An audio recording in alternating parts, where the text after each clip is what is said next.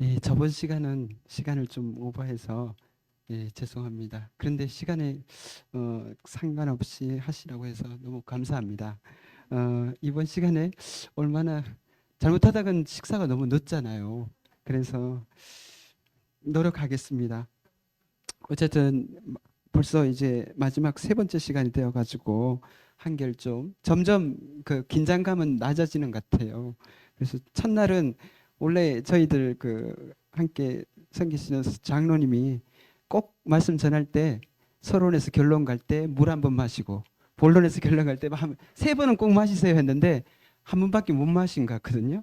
그만큼 첫날 긴장했었고 둘째 시간은 몇 번 이것도 한 번 마신 것 같은데 어쨌든 제가 좀 이렇게 급한 편입니다. 성격이. 그래서 성도님들이 이제 따라가시는데 좀 힘들기도 하는데요.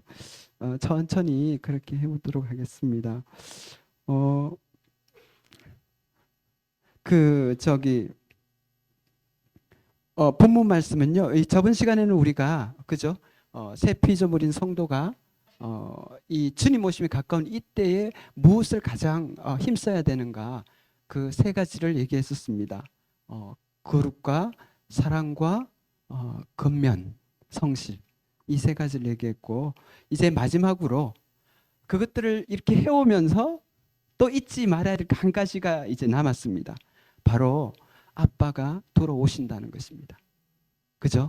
예, 그 부분이 바로 13절에서 18절인데 짧으니까 우리 교대로 한번 읽어보시겠습니다. 제가 읽겠습니다. 형제들아 자는 자들의 간하여는 너희가 알지 못함을 우리가 언하지 아니하노니 이는 소망 없는 다른 이와 같이 슬퍼하지 않게 하려 함이라. 예, 읽으시면 됩니다. 교독으로.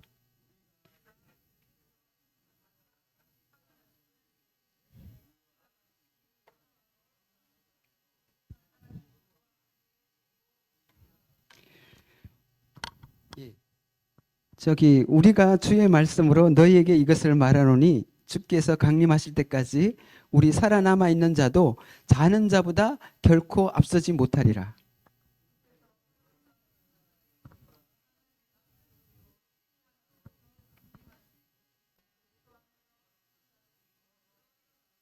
같이 읽겠습니다.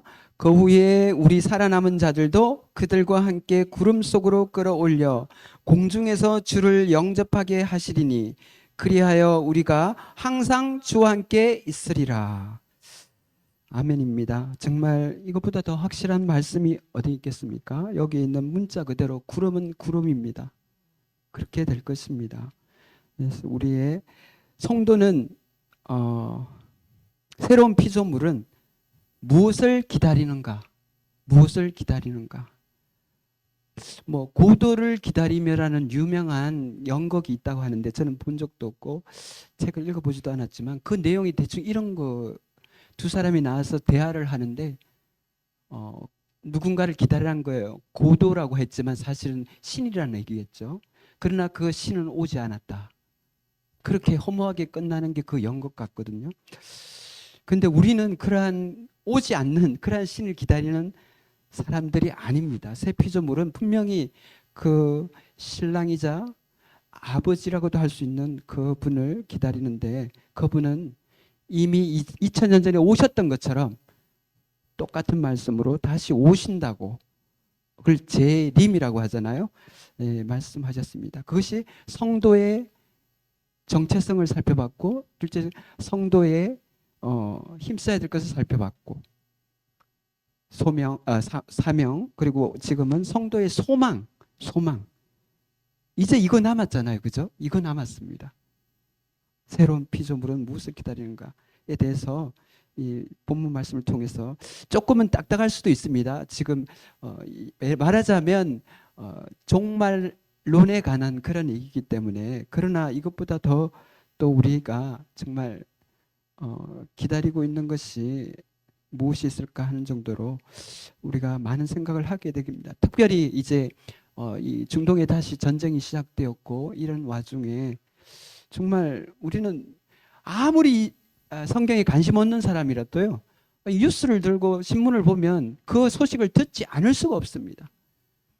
사람들의 눈앞에 지금 이스라엘을 보도록 하나님이 그렇게 하시는 것 같아요. 아무리 관심 없고 국제 정세에 관심이 없더라도 지금은 바로 코앞에서 그 일들이 일어나고 있습니다. 실시간으로. 이건 무슨 뜻일까요? 그죠? 예. 주님 오는 발자국 소리가 들리는 것을 우리는 느낄 수 있습니다. 사실 우리 모임은 또 특별히 이 종말론에 관해서 너무나 잘 많은 내용들을 알고 있습니다. 그래서 이미 다 아시는데 다시 또 한번 이러한 상황에서 되돌아보기를 원합니다. 형제들아, 본문을 보시겠습니다. 자는 자들에 관하여는 이미 죽은 성도들을 얘기하는 것입니다. 너희가 알지 못함을 우리가 원하지 아니하니. 알아야 됩니다. 잘못된 종말론이 있다면 바르게 알아야 됩니다. 그래서 이 시간은 바른 종말을, 주님의 오심에 대한 바른 지식을 알고 성경을 통해서 서로 그 이루하자라는 그러한 제목으로 말씀을 전하겠습니다. 그래서 우리가 원하지 않는다, 알지 못함을 이는 소망 없는 다른 이와 같이 슬퍼하지 않게 하렴. 데살로니가 성도 중에서 이러한 분들이 계셨습니다. 주님 오시면 같이 들림 받아야 되는데 이미 어떤 성도가 돌아가셨어요. 이 성도들은 어떻게 되죠? 우리는 다 알고 있잖아요. 그들도 같이 일어난다는 것을 알고 있는데 이 당시 성도 신약 성경이 아직 완성되지 않았습니다. 그래서 슬퍼한 거예요. 이미 우리 어머니가 돌아가셨는데, 아버지가 돌아가셨는데 어떡합니까? 그들은 어떻게 되는 것입니까? 대체 그들은 또 어디에 있습니까? 이렇게. 그래서 그렇지 않다라고 말씀하시면서 그 오해를 풀어주시는 것입니다. 우리가 예수께서 죽으셨다가 다시 살아나심을 믿을진데 예수님의 부활은 우리의 부활의 강력한 최대의 증거입니다. 그죠? 맞습니다. 예수님이 부활하셨으니까 우리도 반드시 부활합니다. 예수님의 부활이 실패라면 우리 보장 못하죠. 그렇지 않습니까? 우리가 예수께서 죽으셨 다시 살아나심을 믿을진데 이와 같이 예수 안에서 자는 자들도, 예수님을 믿고 새 피조물이 된 분들이 이미 죽었어도 성도들은 죽었다 하지 않죠? 잔다고 합니다. 어젯밤에 12시까지 교제하다가 저 잤습니다. 근데 얼마나 단잠을 잤는지 꿈을 하나도 안 꾸었거든요. 5시 반에 딱 화장실 때문에 일어나니까 깼는데요. 깨잖아요. 매일 밤 우리는 부활을 연습하고 있습니다. 자고요, 일어납니다. 자고 일어납니다. 해가 뜨면, 새벽별이 뜨고 해가 뜨면 일어납니다. 이거 뭡니까? 365일 계속 우리는 이 몸이요, 부활을 연습하고 있어요. 그렇지 않습니까? 그래서 성도가 죽는 것은 죽는 것이 아니라 자는 건데, 자는 것을 두려워할 사람이 어디 있습니까? 자는 게 두려우신 분이 있으세요? 잠이 안 와서 문제지. 자, 그런 것처럼 주님의 부활은 우리의 부활을 보장하는 것입니다. 그렇게 강력하게 말씀하고 계신 거죠. 그리고 한 가지 더 알아야 될 것은 우리가 주의 말씀으로 너에게 이것을 말하오니 주님께서 말씀하셨다는 거예요. 주께서 강림하실 때까지 우리 살아남아 있는 자도 자는 자보다 먼저 돌아가신 소천하신 그 성도보다 결코 앞서지 못합니다. 무덤이 먼저 열릴 것입니다. 물론 당연히 그 성도님들의 영혼은 올라가 있습니다. 낙원에서 대기하고 계시죠. 주님 품에 있습니다. 근데 그 몸은요, 무덤에 있잖아요. 그 무덤이 열린다는 것입니다. 그래서 그 흙으로 들어간 그 몸의 원소라고 해야 될까요? 그것이 어쨌든 새 몸으로 변화되어서 낙원에 대기하고 있던 그 영혼들과 함께 공중에서 결합하겠죠. 그들이 먼저라는 것입니다. 그 다음에 그 차이가 몇 천지 모르겠어요. 0.00 차이일지 거의 동시일지 그들이 먼저 일어나고 그 다음 바로 살아남아 있는, 주님 오실 때 이 땅에 살아남아 있는 성도들도 바로 변해서 올라간다는 것입니다. 살아남은 자도 자는 자보다 결코 앞서지 못하리라. 그러니까 이미 죽은 이미 소천한 성도님들 때문에 슬퍼하지 말라는 것입니다. 슬퍼하지 마라. 이건 영혼들은 이미 천국에 가 있고 몸만 그렇게 있는 것이고 그들도 부활될 것이다. 슬퍼할 이유가 없다라고 얘기하는 것입니다. 16절 주께서 호령과 천사장의 소리와 하나님의 나팔 소리로 마치 기차가 출발할 때 배가 출발할 때 선장이 기관사가 탁 외치는 것처럼 출발! 그죠? 네. 그럼 천사장의 소리와 그러면 기적을 쫙 울리잖아요. 옛날 기차는 기적을 쫙 울리면서 이제 출발합니다 하는 듯이 신호 하나님의 나팔 소리로 친히 하늘로부터 강림하시리니 그리스도 안에서 죽은 자들이 먼저 일어나고 성도들 먼저 간 성도들이 일어나고요. 17절 그 후에 우리 살아남은 자들도 그들과 함께 구름 속으로 끌어올려 공중에서 주를 영접하게 하시리라. 지금 공중은 사단의 건세 잡은 사단들이 사탄의 그 반역한 천사들이 거하는 곳인데 그 본부에 그리스도 심판대와 어린 양의 혼인 잔치가 이루어질 장소를 택했습니다. 어떻게 됩니까? 쫓겨나죠. 지상으로 쫓겨나게 됩니다. 그 계시록 옆에 보면요, 그죠? 어쨌든 구름 속으로 끌어올려 공중에서 주를 영접하게 하시리니 그리하여 우리가 항상 주와 함께 있으리라. 7년 뒤에 지상재림해서 천년왕국을 거쳐서 새하늘과 새 땅이 들어간 계속 같이 있는 것입니다. 계속. 짧게 이걸 살펴봤는데요. 주님의 오심에 대해서 이 헬라어 성경은 파루시아라는 말을 들어보셨죠? 파루시아라는 말을 쓰는데 이 파루시아는 단순히 휴것만 얘기하는 게 아닙니다. 이 가정을 얘기하는 건데요. 첫 번째 파루시아의 시작은 주님 오신 시작은 휴거입니다. 시작이 휴거입니다. 공중 강림, 공중 재림이라고 하죠. 그 다음에 두 번째가 그리스도의 심판대와 어린 양의 혼인 잔치가 있습니다. 그 가정 중에. 그리고 세 번째가 지상 강림입니다. 그죠? 천년왕국 직전에 강림하시는 것입니다. 7년 대환란 끝에. 그리고 그 절정이 뭡니까? 그 절정은 천년왕국입니다. 상상이 되세요? 예수님께서 땅에 저기 세상 중앙 예루살렘 그 새롭게 세운 성전을 청와대 백악관처럼 사용하셔서 물론 하늘 예루살렘도 있을 것입니다. 아마 공중에 떠 있을지 알 수는 없지만 그 하늘 예루살렘과 땅의 예루살렘을 왔다 갔다 하시면서 이 성도들, 믿은 유대인들과 우리 성도들을 말하자면 세계 공무원으로 사용하시는 거예요. 왕노릇하는 것입니다. 다스릴 것입니다. 우리는 한국 성도들이니까 아마 한국에 좀 관리를 하지 않을까요? 제 생각에.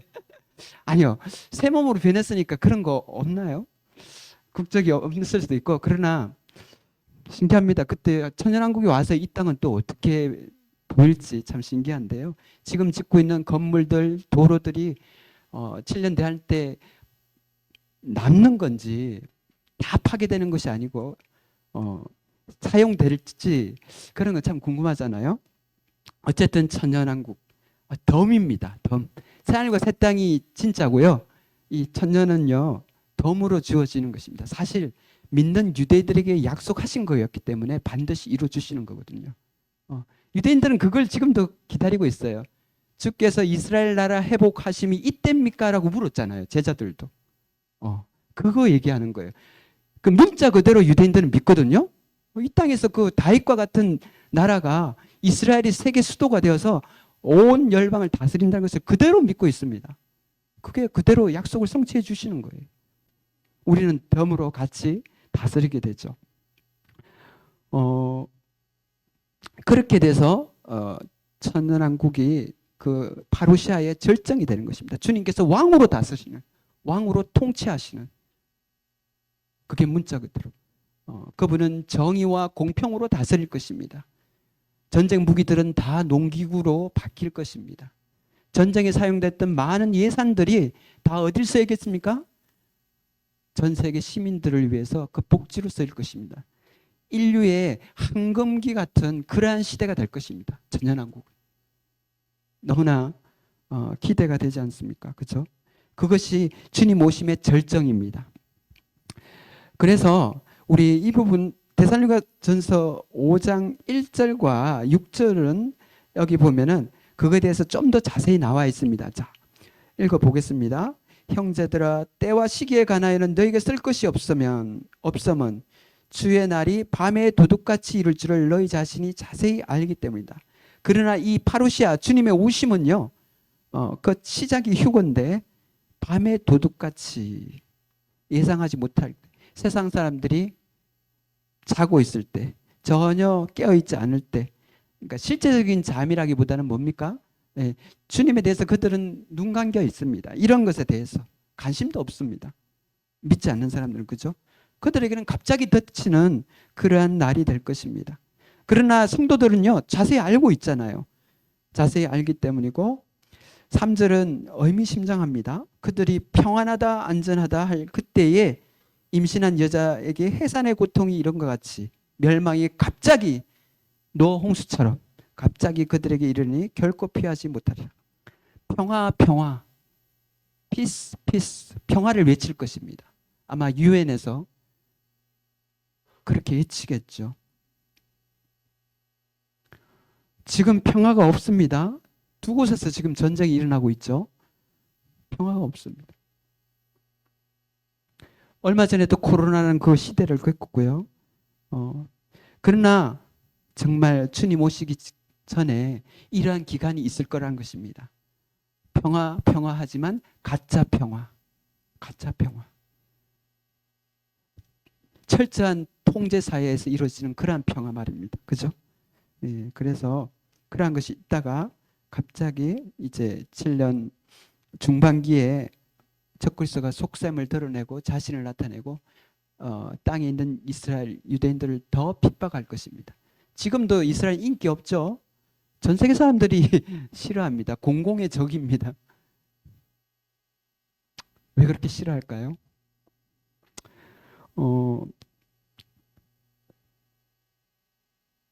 4절에 형제들아 너희는 어둠에 있지 아니하매 그날이 도둑같이 너희에게 임하지 못하려니 너희는 다 빛의 아들이요 낮의 아들이라 우리가 밤이나 어둠에 속하지 아니하나니 우리는 빛의 아들들입니다. 그러므로 우리는 다른 들과 같이 자지 말고 오직 깨어 정신을 차릴지라.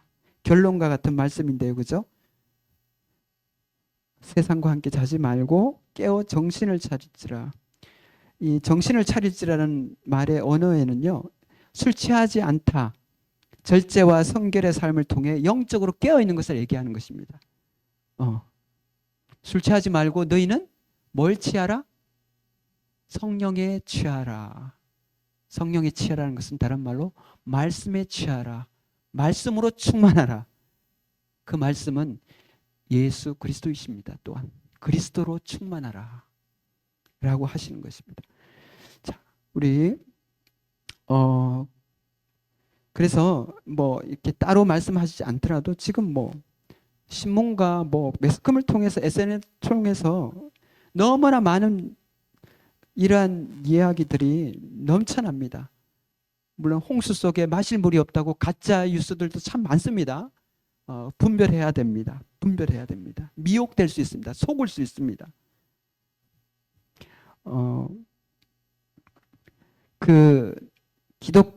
앞으로 이제 이 종교는 통합될 것입니다. 들어보셨죠, 그죠? 네, 로마 가톨릭을 위시해서 기독교들도 다 통합되는 것. 전 세계 종교가. 왜냐하면 로마 가톨릭이 아마 모든 종교를 포용하는 다원주의. 원래 로마 제국이 그런 제국이었거든요. 마지막 때 이 세계 정부도 아마 모든 종교들을 통합하는 잠시 인정해 줄 것입니다. 그래서 서로 싸우지 말자. 하나님은 다 같다. 길은 달라도 다 똑같다. 불교, 스가모니, 마호메트 뭐 다 똑같다. 아브라함 뭐 또 누구죠? 마호메트 혹은 예수, 스가모니를 막 내세우면 싸우니까 그 사람들 그냥 잊어버리고 하나님.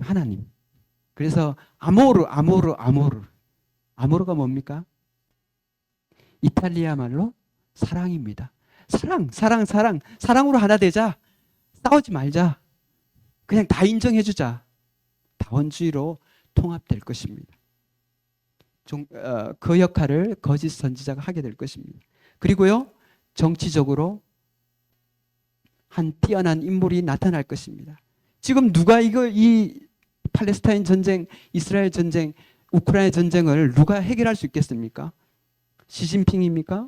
푸틴입니까? 바이든입니까? 마크롱입니까? 어떤 지도자도 손을 못 댑니다. 특별히 이 중동 문제는 계속 노력해왔지만 다시 원점, 다시 원점. 반드시 전 지구 사람들이 그 인물을 원할 것입니다. 이 문제를 해결한 사람은 아마 전 세계 대통령이 될 거야 이렇게 생각하지 않겠습니까? 그래도 좋다고 생각하실 것입니다. 이 문제를 해결할 수 있다면. 왜냐하면 이 문제가 전 세계에 큰 부정적인 영향을 미치기 때문에 이 문제를 해결하는 사람이 세계 대통령이 될 것입니다. 그렇게 나아가고 있습니다. 지금 분위기가. 그리고 그래서 정치 경제를 통합할 것입니다. 그죠? 지금 7년 환란 가운데 있을 일을 말씀드린 것입니다. 그리고 그 말씀 한 군데 보시겠습니다.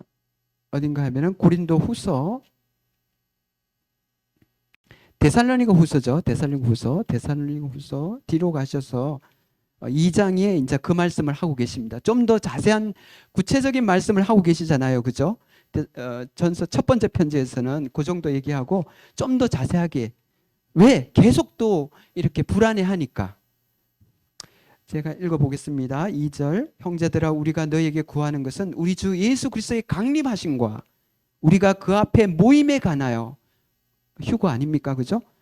영이로나 또는 말로나 또는 우리에게 받았다 하는 편지로나 주의 날이 이르렀다고 해서 쉽게 마음이 흔들리거나 두려워하거나 하지 말아야 한다는 것이라. 누가 어떻게 하여도 너희가 미혹되지 말라. 먼저 배교하는 일이 있고, 굉장히 큰 배교가 있습니다. 완전히 그냥 하나님과 결별하는, 하나님을 믿는다고 하는 사람들이 하나님과 결별하는 일이 있다는 거죠. 저 불법의 사람 곧 멸망의 아들, 적그리스도의 별명입니다. 불법의 사람, 멸망의 아들. 나타나기 전에는 그날이 이르지 아니하리니 그는 대적하는 자라 신이라 불리는 모든 것과 숭배함을 받는 것에 대항하여 그 위에 자기를 높이고 하나님의 성전에 앉아 자기를 하나님이라고 내세우느니라. 3년 반 동안은 모든 종교를 포용하는데 3년 반이 딱 끝나면은 후 3년 반이 시작될 때 적그리스도는 자기의 본성을 드러내고 이스라엘 핍박할 것이며 모든 종교를 폐지하고 자기만이 신이라고 얘기할 것입니다. 이게 전 3년 반 중반기에 이제 일어나는 것을 얘기해 놨습니다. 아까 읽은 말씀 중에서 잉태된 여자에게 호련히 고통이 임한다는 것. 지금 일어나는 것은 형제님들은 몰라요. 자매님들은 아이들을 낳아보신 자매님들은 아시죠? 그 진통이 이렇게 오잖아요. 점점 빨라지고 점점 강해지잖아요. 지금 지진과 코로나, 그 온역, 전염병, 전쟁, 기근 뭐 이런 것들이 지금 조금씩 시작되고 있잖아요. 이미 시작됐었고 그것이 점점 강해질 것입니다. 지진도 점점 커질 것입니다. 전쟁도 마찬가지. 전쟁이 있으면 반드시 전염병과 기근이 따라옵니다. 인플레이션. 그래서 보리 한 대, 그죠? 엄청 비싼 그런 경제적으로도 그런 그것이 그 진통의 시작이라고 했습니다. 지금 진통의 시작이 아닐까요? 그죠? 그러다가 결국은 아이를 낳을 것입니다. 주님 오실 것입니다. 그래서 여기는 지금 그 부분을 이제 얘기하고 있습니다. 그래서 그러한 준비들이 다 됐고 적그리스도가 성전에 앉아서 자기의 그 아마 동상 같은 걸 세울 것이고 이전에 그 에피파네스라는 그 이스라엘 핍박했던 사람이 제우스 동상을 성전에 세우고 돼지 피를 뿌리고 유대인들을 많이 핍박했거든요. 그것이 재현되는 히틀러보다 더한 그러한 일이 일어날 것입니다. 홀로코스트보다 더한. 그래서 성전에 앉아 있어. 그러려면 어떻게 해야 됩니까? 뭔가 성전이 서 있어야 합니다. 지금 성전이 없잖아요. 솔로몬 성전, 헤롯 성전은 없어졌습니다. 그냥 서쪽 벽만 흔적 남아 있는데, 근데 아시는 것처럼 지금 성전 건립 준비는 다 되어 있고요. 조립하면 됩니다.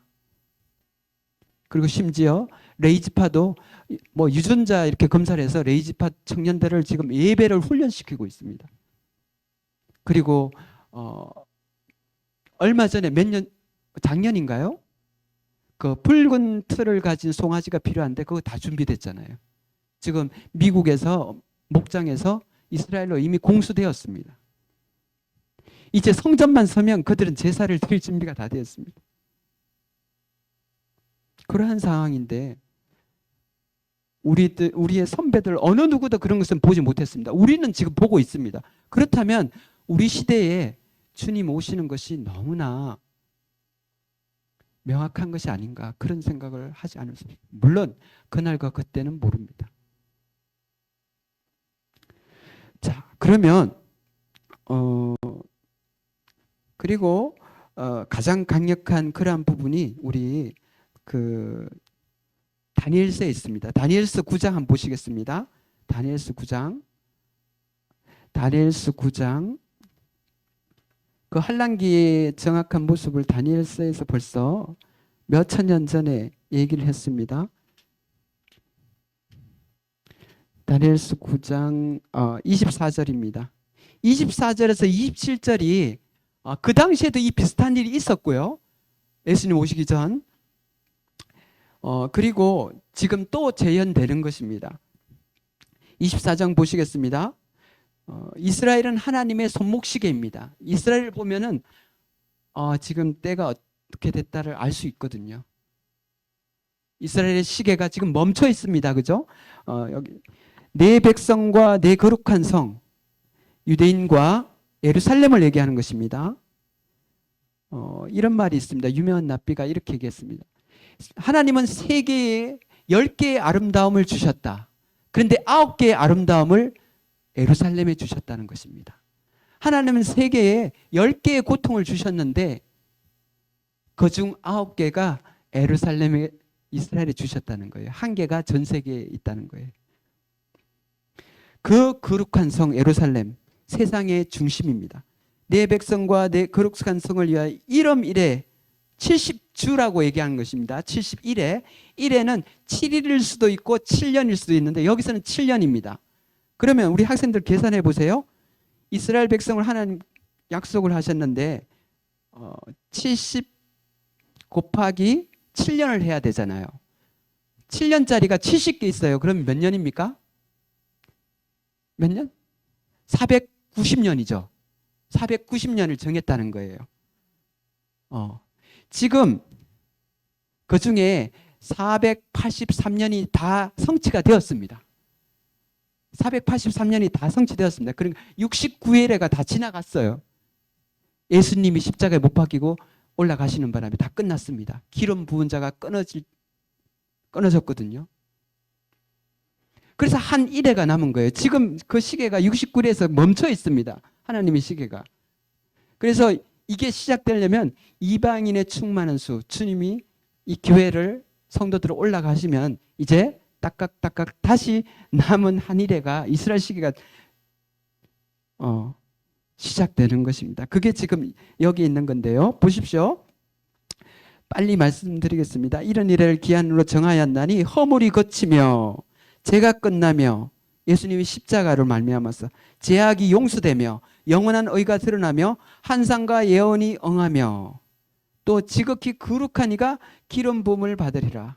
왕으로 선다는 것입니다. 예수님께서 언제 이렇게 기름 부음 받았습니까? 탄생이라기보다는 예수님이 당나귀를 타시고 예언대로 그 당나귀의 새끼를 타시고 예루살렘 성으로 들어갔을 때 그때 기름 부음을 받은 것입니다. 호산나 호산나 왕이시여 구원하소서. 왕으로 공식적으로. 그러나 그 왕은 백마를 타지 않고 겸손하여서 나귀를 탔습니다. 전쟁을 하게 돼서 승리, 성리로 들어가는 왕은요, 그 자기가 이긴 나라에 들어갈 때 백마를 탑니다. 그러나 나귀를 탄다는 것은요, 평화로 오셨다는 것입니다. 왕이 오셨지만 평화, 구원을 주기 위해 오셨다는 것입니다. 그래서 나귀를 타신 것입니다. 그래서 그러므로 너는 깨달아 알지니라 예루살렘을 중군하라라는 영이 날 때부터 느헤미야 시대 고레스와 아득사스다 왕 때 이 일이 있었거든요. 성전이 아니라 예루살렘 성을 중군하는 영이 날 때부터, 그때부터 이 70일회가 시작되는 것입니다. 기름 부음을 받은 자 곧 왕이 일어나기까지 일어났잖아요. 예수님 67일에와 62일에. 그런데 왜 이렇게 나눠놨을까요? 7일의 뒤에 49년도에 이제 성전이 건립됐거든요. 그것을 구분해 놨습니다. 그리고 62일 동안 예수님이 오셔서 십자가에 못 박혀 돌아가신 기간이 62일 이후에 일어났다는 것입니다. 그 곤란한 동안에 성이 중건되어 강장과 거리가 세워질 것이요. 다시 성전이 세워진 걸 얘기한 것입니다. 62일 후에 기름 부음을 받은 자가 끊어져 없어질 것이며 예수님이 돌아가실 걸 얘기하시고요. 장차 요 사이에 장차 하나님의 왕이 와서 백성이 와서 로마의 타이터스트 장군을 얘기하는 것입니다. 환왕이 백성이 와서 그 성읍과 성소를 AD 70년에 성전이 무너졌습니다. 그죠? 드니와 그의 마지막은 홍수에 휩쓸림 같을 것이며 또 끝까지 전쟁이 있으리니 항폐할 것이 작든다. 48년도 이스라엘이 독립하기까지 계속해서 거기는 항무지가 되었고요. 말라리아가 창궐하는 그런 못 쓰는 쌍. 터키가 지배할 때 땅에 세금을 매기니까 나무 한 그루도 세금을 매기니까 소금물을 전부 다 뿌려가지고 나무를 다 죽여놨습니다. 완전히 쓸 수 없는 땅이 됐었습니다. 다시 나라가 서기 전까지 그런 땅이 됐었거든요. 그 팔레스타인 땅은 황폐하게 됐었고요. 홀로코스트 전 세계에서 핍박을 받은 그러한 민족이 됐었죠. 48년도 독립할 때까지. 이렇게 그 말씀을 하고 계십니다. 그런데 27절, 26절과 27절 사이는 거의 이 언의 시대, 이방인의 시대가 됐고요. 거의 2000년, 그죠? 그가 장차 많은 사람들과 더불어 한 일해 동안 언약을 굳게, 이게 지금 7년 한란 동안에 이런 일이 있다는 것입니다. 적그리스도를 얘기합니다. 많은 사람들과 더불어 한 일해 동안 7년 동안 평화 조약을 이룰 것입니다. 아마 이스라엘과 주변 아랍국들과 사이에서 있을 것입니다. 그가 그 일의 절반에, 그러나 3년, 처음에는 이스라엘 친구처럼, 지금 이스라엘 친구가 별로 없습니다. 미국은 여전히 했지만 언젠가 미국도 이스라엘을 손을 뗄 수가 또 있습니다. 어쨌든 그 이스라엘에게 친구가 되어서 적그리스도는 이스라엘 이해한 것처럼 첫 3년 반은 그렇게 할 것입니다. 그래서 이웃 나라들과 평화조약을 맺어줄 것이죠. 예. 굳게 맺고 그가 그 일의 절반에 3년 반에 제사와 예물을 금지할 것입니다. 그래서 성전을 짓게 하고 제사도 드리게 할 것입니다. 그러나 갑자기 그것을 금지할 것입니다. 왜? 자기가 신으로 커밍아웃을 하게 되거든요. 보할까요? 간증한 것이 아마 그 우상의 동상을 세울 것입니다. 그 우상은 아마 기술이 얼마나 좋습니까? AI 인공지능이 들어가서 아마 말도 하고 눈도 이렇게 다 CCTV처럼 누가 나한테 절하나 안 하나, 그게 전 세계에 아마 적그리스도 동상이 서지 않을 것입니까? 상상해 보면 아마 그렇게. 지금 현대 과학은요, 호모 사피엔스에서 어디로 갔습니까? 호모 데오스입니다. 데오스. 데오는 신이라는 얘기거든요. 이제 인간은 신이 돼야 된다. 인공장기 많이 하는데 이제 두뇌만, 머리만 완성하면은 여호와 하나님이 만든 그러한 인간보다도, 그 아담의 후손들보다도 훨씬 영생하는, 지금 목적이요, 영생을 목표로 하고 있습니다. 영생을 영원히 사는 것을 목표로 하고 있거든요. 호모데우스로 갈 수 있다. 이렇게. 그 영생은 예수 그리스도를 통해서 믿음으로 오는데, 그들은 예수님을 믿지 않으니까 이렇게 최첨단 과학으로 AI로 뭐죠? 그 메타버스 그런 디지털 세상 속에서 영생할 수 있도록 그것을 이렇게 해가지고 그죠? 어쨌든 세상 과학도 그렇게 최첨단을 달리고 있습니다. 그런 것들이 다 사용될 것입니다. 그러나 그는 종말이 있다고 말씀하시는 것입니다. 그래서 그러한 부분을 살펴봤는데 71회도 강력한 정말 주님 모습에 대한 우리가 종말론을 이해할 수 있는 그죠?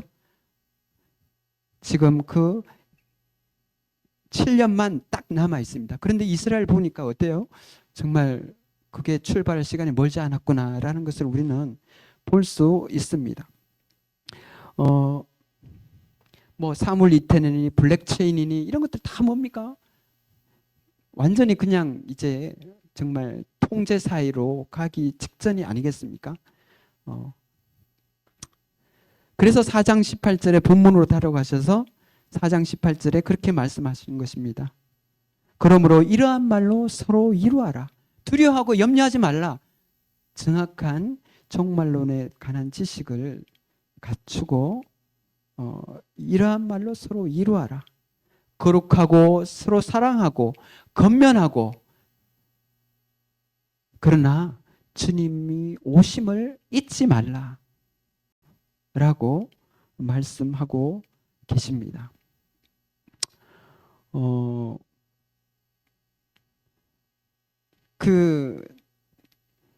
그리고 우리가 정말 주님 오심을 좀 더 잘 이해하기 위해서 한 가지 그 유대인의 결혼 풍습 들어보셨죠? 결혼 풍습이 요즘 유대인들은 이제 또 뭐 그렇게 하진 않겠지만 유대인들의 결혼 풍습을 보면은 정말 주님의 오심 그 말씀에 하나도 틀린 게 없어요.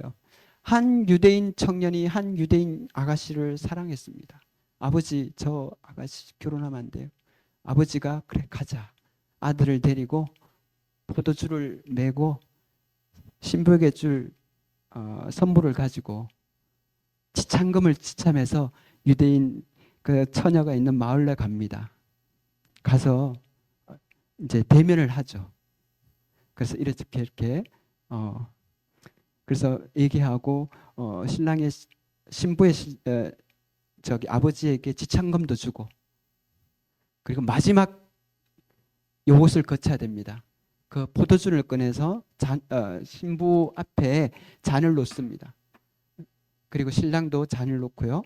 그래가지고 신부가 준비한 포도주를 그 신부의 잔에다가 따릅니다. 그리고 최종 결정은 신부에게 있습니다. 신부가 이 신랑이 마음에 들고 결혼하고 싶다, 결혼한다고 마음의 결심을 하면은 그 신랑이 따라준 포도주를 마시는 겁니다. 그러면 주위에 있는 신랑 신부의 예비 신랑 신부의 가족들이 박수를 치고 춤을 추고 이제 혼인이 약혼 이 성사됐거든요. 그러면 신랑은 그 예비 신랑은 신부에게 날 잊지 말라고 선물을 줍니다. 우리에게 어떤 선물 주셨죠? 성령님을 주셨잖아요. 그렇죠? 선물을 줍니다. 그러면 신부는 그 선물을 보면서 신랑이 오시겠지. 거의 1년 혹은 길어도 2년 이제 신랑은 아버지와 함께 아버지 집으로 가서 신혼집을 준비합니다. 신부가 와서 살 집을 아버지 집 옆에. 그래서 아버지 딱 보시고 이제 준비된 것 같다. 가자 하면 가는 것입니다. 그래서 천사도 모르고 아들도 모르고 아버지만 아시느니라. 그날과 그때는 너희가 알 바 아니요 아버지의 그날. 신랑 아버지가 알고 있습니다. 신랑 아버지가 판단합니다. 가도 되겠다. 아들아 가라. 신부 데려와라. 이렇게 하는 것입니다. 너희는 마음에 근심하지 말라. 너희가 거할 곳이 많다. 신랑 대신 예수님께서 우리의 거처를 다 준비해 놓으셨잖아요. 유대인 풍습을 아는 유대인들은 다 알아들었습니다. 이게 뭘 얘기하는지. 그래서 그 날과 그때 대충 1년 뒤, 2년 뒤인 거 알거든요. 그러나 그 날이 언제인지 몰라요. 또 그 시가 밤일지 낮일지 아침일지 모릅니다. 보통 좀 이렇게 거리가 있으니까 어, 넣게 되겠죠. 그래서 그 신부 열처녀들 있죠. 신부의 열처녀들이 이제 신랑 친구들이 막 호령을 막 외치거든요. 우리 함사세요 하듯이 그렇게 외치는 것입니다. 신랑이다, 신랑이다. 그렇게 하면 신부가 들러리와 함께 기다리면서 바룩 하셈 아도나이 주의 이름으로 오시는 이여라고 외치는 것입니다. 아직 유대인들에게는 가려져 있습니다. 그래서 그러한 이스라엘 풍습을 봐도 너무나 확실하지 않겠습니까? 자, 마지막으로 말씀 한 군데 보시겠습니다. 고린도전서 15장입니다. 고린도서 15장 51절. 고린도전서 15장 51절입니다.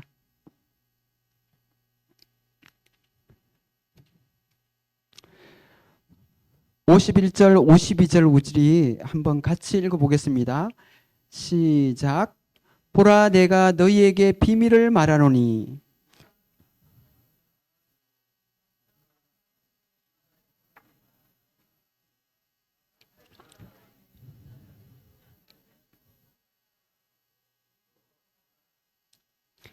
예, 여기서는 마지막 나팔의 순식간에 변한다고 되어 있습니다. 그렇죠?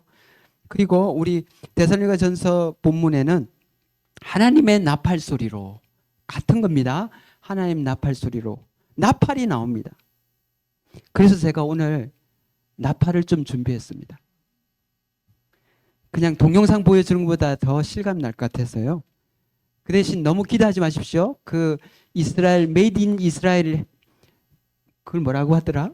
그 뿔을 뭐라 그러죠? 아유 까먹었어요.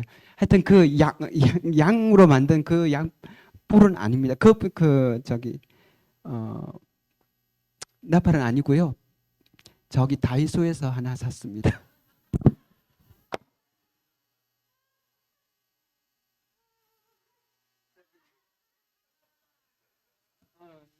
애기들이 좋아할 만한 나팔인데요. 제가 마지막으로 마지막 말씀 보기 전에 이거 한번 풀어드릴까 했어요. 자, 나팔절이 되면은 이것을 분대요. 마지막 여기서 마지막 나팔이라는 것은요. 100번째 나팔입니다. 99번을 불고요. 마지막 나팔이 100번째 나팔인데 그러면은 이제 나팔절 축제가 시작되는 거예요. 초막절. 저기 나팔절이 시작되고 그 대속제일과 초막절까지 이어진다는 것입니다. 그래서 매년 나팔을 부는 거예요. 그런데 나팔의 종류가 있는데요. 네 가지 나팔 종류가 있습니다. 나팔 한 번 처음에 길게 붑니다. 그걸 테키아라고 합니다. 그리고 짧게 3번 부는 것을 시바림이라고 합니다. 그리고 9번 짧게 딱 부는 것을 테루아라고 합니다. 각각의 뜻이 있고요. 그리고 마지막째 부는 이것이 100번째 부는 나팔이 테키아 하가도를 해서 100번째 부는 겁니다. 가장 강하게 가장 길게 부는 것입니다. 그래서 제가 한 번씩 풀어주면서 그 뜻을 얘기해 드리겠습니다. 자, 테키아. 그래서 이것을 아셔야 돼요. 그래서 첫 번째, 두 번째, 세 번째 테키아, 시바림, 투루아라는 다 다른 종류의 나팔 소리죠. 이것을 33번 부는 거예요. 또 33번 붑니다. 계속 반복해서 또 33번 붑니다. 그러면 총 몇 번입니까? 그렇죠. 99번이에요. 그리고 마지막에 가장 큰 테키아 하가돌이라는 가장 큰 나팔을 붑니다. 제가 불고 혹시 인산부 없으시죠? 네. 저번에 한번 다른 모에서 한번 불러봤거든요. 너무 깜짝 놀라시더라고요. 그래가지고 그래서요. 제가 이걸 불러드리고 한 번씩 종류별로 불러드리고 그 뜻을 얘기해 드리겠습니다. 자, 테키아 한 번 부는 거예요. 평범하게.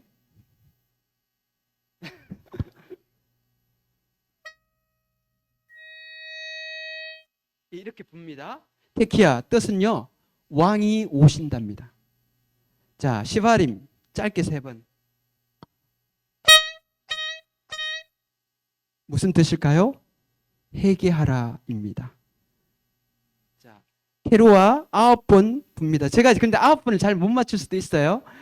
대충 그렇게 아십시오.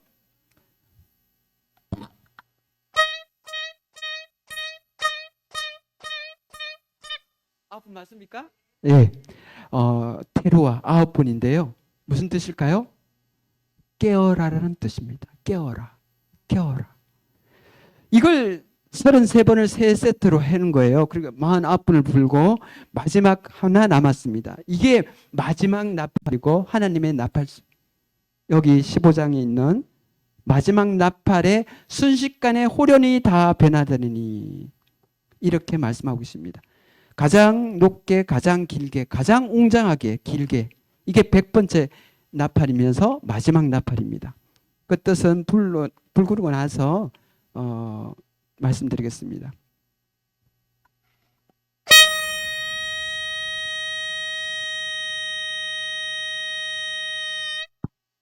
숨이 차서 더 이상 못. 데키야 하가돌 100번째 나팔, 마지막 나팔, 뜻이 뭘까요? 모여라, 이리로 올라오라 라는 뜻이랍니다. 이게 이제 나팔절이 시작됩니다. 지금 봄절기가 예수님의 처음 오심으로 다 그 날짜에 정확하게 다 성취되었습니다. 그죠? 6월절 양으로 오셨죠? 양 잡는 날, 양 잡는 시간에 예수님 돌아가셨습니다. 오전 9시부터 오후 3시까지. 그리고요, 예수님 장사되셨죠. 그리고 3일 만에 부활하셨죠. 초실절, 첫 보리를 베는 때입니다. 그 초실절 날에 예수님 부활하셨습니다. 거기서부터 정확하게 50일 뒤에 오순절, 성령님이 오셨습니다. 교회가 시작되었습니다. 봄절기가 다 끝났습니다. 이제 가을절기만 남았습니다. 중간에 여름이 있고 가을절기, 나팔절이 시작되는 것입니다.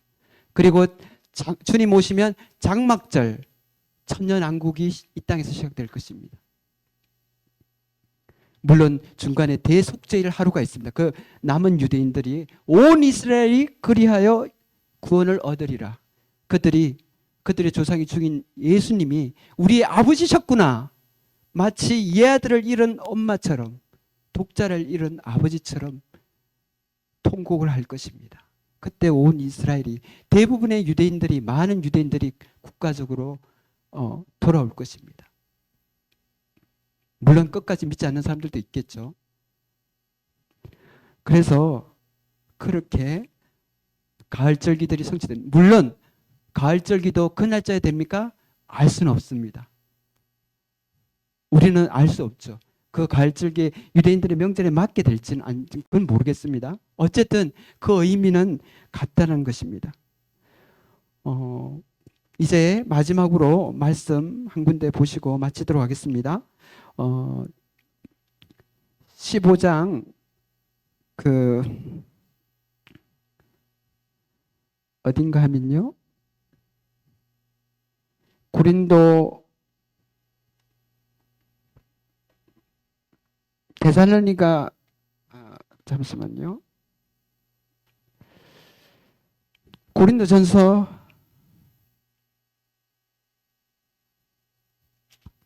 15장 58절입니다. 우리 첫날에 마지막 말씀으로 제가 했는데요. 15장 58절, 첫째 날, 둘째 날, 셋째 날 결론의 말씀을 동일한 말씀으로 우리 한번 15장 58절을 57절부터 읽어볼까요? 57절, 58절 같이 읽겠습니다. 시작. 예수 그리스도로 말미암아 우리에게 성리를 주시는 하나님께 감사하노니, 그러므로 내 사랑하는 형제들아, 견실하며 흔들리지 말고 항상 주의 일에 더욱 힘쓰는 자들이 되라. 이는 너희 수고가 주 안에서 헛되지 않은 줄 알미라. 이 말씀을 5장 58절 말씀을 제가 쉬운 성경으로 찾아놨거든요. 그것을 읽어드리고 기도하고 마치도록 하겠습니다. 58절 쉬운 현대어 성경으로 하니까 좀 더 뜻이 쉬운 것 같아서 우리 성도님들께 읽어드리고 기도하고 마치도록 하겠습니다.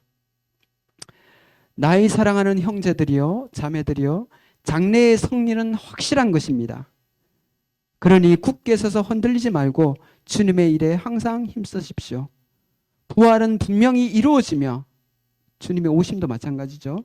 주님을 위해 일하는 것이 결코 헛되지 않다는 것을 기억하십시오. 저와 우리 세인동 교회의 모든 성도님들이 기억하셨으면 좋겠습니다. 제가 기도드리고 마치도록 하겠습니다.